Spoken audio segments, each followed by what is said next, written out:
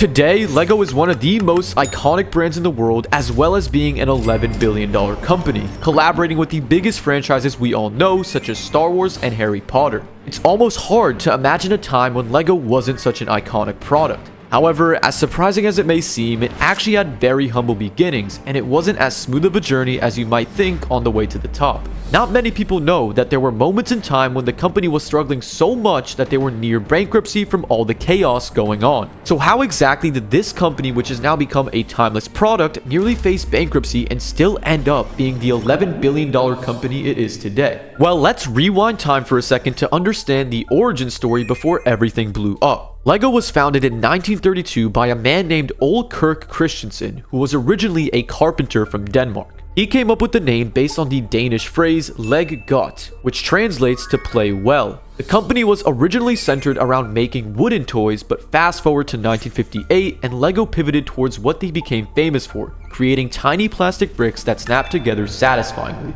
Although in the present day, this idea may not seem like much, back then it felt revolutionary, because to kids, these were not just ordinary bricks, they seemed like magic building blocks that you could stack and connect to build anything you could imagine. The possibilities seemed endless, and so did the trajectory of the company. This simple concept alone of interlocking bricks invited kids to explore their creativity and construct fantastic worlds brick by brick. The years following this were an incredible period of growth for LEGO. Children all around the world started becoming obsessed with this new toy, and clearly it was popular enough for it to spread around quickly. LEGO sets became a staple in households, inspiring kids to build towering castles, speedy vehicles, sprawling cities, or anything else they could come up with. After all, 6 bricks of 2x4 LEGO pieces alone can be combined in over 9 billion ways. It was reaching a point where failure didn't even seem possible, which, as they'd soon find out, was one of their first mistakes towards their inevitable crash. LEGO's early success can also be attributed to the universal appeal of its products. The simplicity of the interlocking bricks made them accessible to a wide range of ages and backgrounds. Whether you were a kid building a castle or an adult making the Millennium Falcon, LEGO's toys transcended the age barriers and catered to a huge crowd, which for a toy was pretty powerful. One core value that the founder always pushed for from the beginning was the quality of its pieces. They spent a long time researching and experimenting with the best quality material, which would work well and feel premium while also being durable. This would actually be what helped LEGO stand out from the crowd, which was interested in making money quickly and skimping out on quality. And it was pretty clear that customers noticed. It was one of the key ingredients that helped it stand out from the competition, one they may not have appreciated fully just yet. Furthermore, as LEGO continued to expand its range of sets and themes, it became clear that the magic of these bricks extended beyond a simple, static toy like a transformer. The act of construction and design encouraged critical thinking, problem solving, and a unique form of creativity that not any other toys could really bring to the table. Parents would realize that there was a win-win to buy a toy that not only captured their children's attention, but also is constructive for their growth and thinking skills, thus helping the brand's popularity continue to soar.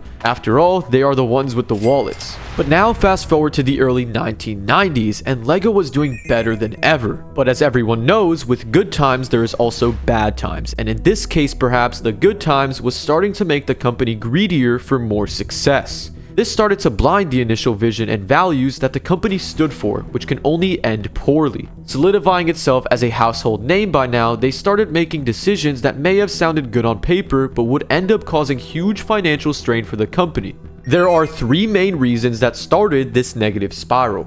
The first reason was LEGO's attempt to diversify and expand into areas outside of its core expertise. In the late 1990s and early 2000s, LEGO ventured into various ventures that were not directly related to its iconic building sets. This diversification included completely random ventures outside of its original scope, like theme parks, clothing lines, and even video games. Even though all of these are available today, at the time it was quite unheard of to see this much diversification, which became a huge risk as they soon find out. Diversifying a business portfolio is a perfectly normal thing to do, but in LEGO's case, it led to overextension and a loss of focus on what the company did best, creating imaginative building experience in its toys first and foremost.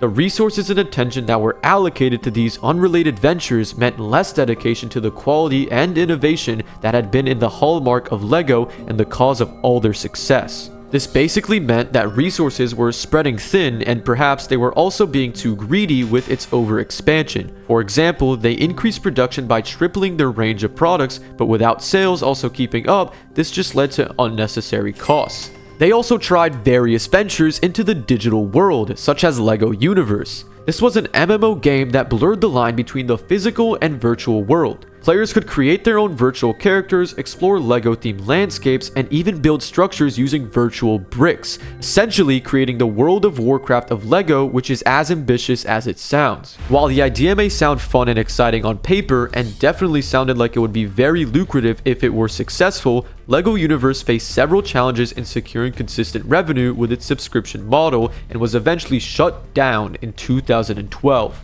This setback was just one other example of a failure that cost LEGO a lot of money to attempt in the first place. Development costs are not cheap for such a little return, and I think that's clear to say. Compromising the magic. Another significant factor in LEGO's near downfall was the compromise in the quality and design of its products. As the company expanded its offerings and ventured into new territories, corners were cut, and the careful attention to detail that LEGO was known for was starting to go with it. During this time, other toy companies were starting to shift their factories to China, which meant they could afford to reduce their margins a lot. This resulted in sets that were not up to the high standards that fans had come to expect compared to its early days when it was known for the quality. This resulted in customers starting to lose their trust and goodwill, which would lead customers to look for alternatives, damaging LEGO's reputation, which had been very good up until now. Straining resources. LEGO's push into various ventures and their subsequent failures eventually led to significant financial strain. The costs associated with all their experimentation and diversification, coupled with declining sales due to its quality issues, resulted in a situation where LEGO was grappling with increasing debt. The financial mismanagement of all of these failures was starting to take its toll on the company as a whole. The combination of declining sales, higher expenses, and debt accumulation created a devastating storm that pushed LEGO into the brink of bankruptcy. The company found itself in a situation where its financial health was severely compromised, and there was a real risk of going under if it didn't change things real soon. Because of all this, it prompted LEGO to take a hard look at the company's strategy and where things were going.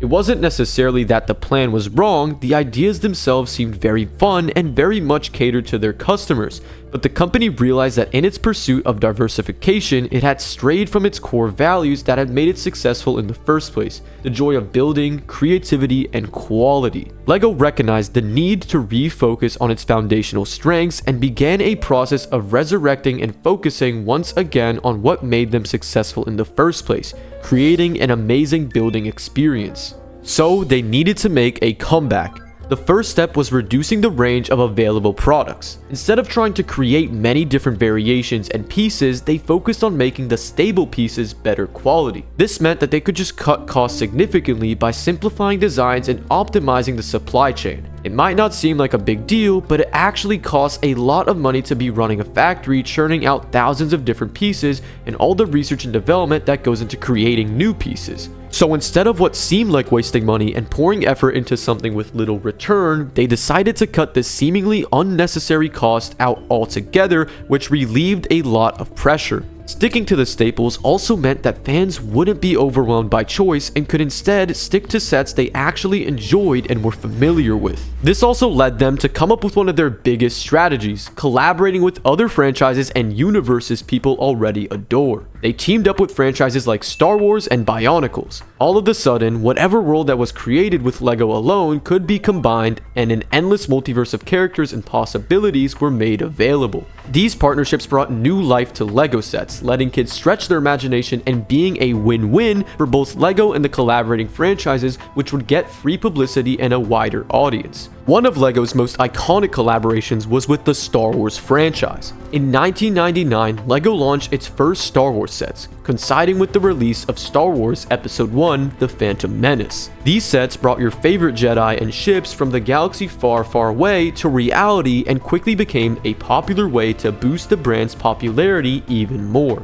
The The combination of LEGO's building creativity with the popularity and loyalty of the Star Wars fan base proved to be a great hit and kept the brand from destruction. The success of LEGO Star Wars paved the way for even more collaborations. LEGO began working with other major franchises including Marvel, DC Comics, Harry Potter, and many more. Each collaboration introduced unique sets that allowed fans to recreate their favorite moments and characters in brick form. From assembling the Avengers inside Hogwarts Castle to having Darth Vader fight Batman, LEGO's new partnerships could turn any kid's dream into reality right in front of them. And this genius idea just kept on giving natural marketing as it drew in crowds from different demographics together. Of course, this resilience on attaching their success metrics to other franchise characters may not feel the most secure. After all, their profits tend to spike significantly when a huge movie comes out that they can collaborate with, meaning it is tied in a symbiotic way to their partnerships, but thanks to their massive brand name today, they have been able to expand across multiple mediums, rather than just sticking to TV shows or movies.